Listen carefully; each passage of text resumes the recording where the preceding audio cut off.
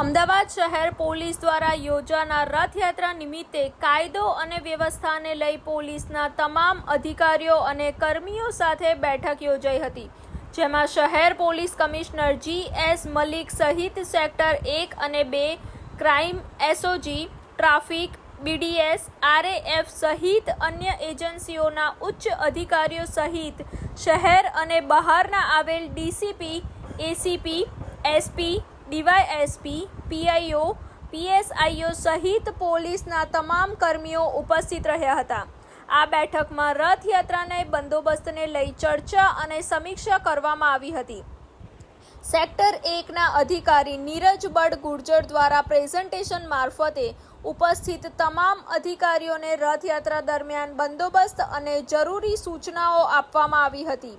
આ બાબતે વધુ વિસ્તૃત જાણકારી શહેર કમિશનર GS મલિક દ્વારા આપવામાં આવી હતી। આવો સાંભળીએ।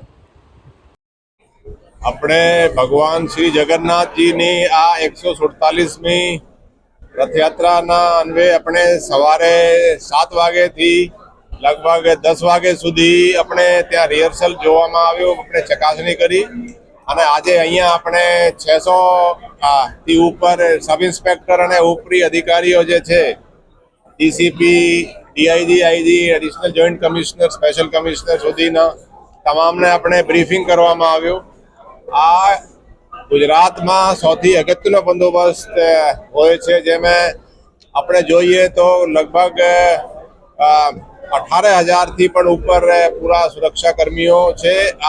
એ સિવાય પેરામિલિટરી ફોર્સની આપણે 11 કંપનીઓ અહીંયા આવી છે, 20 SRPની કંપની પણ આપણે આવી છે। અગાઉથી જ 15 SRPની કંપની આપણી પાસે હોય છે, એટલે મેન પાવર પણ અમે ખાસો ઉપયોગ કરવામાં આવે છે। જરૂરિયાત એટલી હોય છે કે અમુક મેન પાવર સવારમાં જ્યાં ડિપ્લોય કરવામાં આવે, સાંજે એને બીજી જગ્યાએ પણ ખસેડવામાં આવે છે। અમે આગળ પોઈન્ટ હોય છે, ડીપ પોઈન્ટ હોય છે, ઢાબા પોઈન્ટો ઉપર પોલીસ મૂકવામાં આવે છે। એમાં બહુ સિન્સિયરલી પોલીસ કામ કરે એ રીતે આપણે અહીંયા બ્રીફિંગ પણ રાખવામાં આવ્યો છે।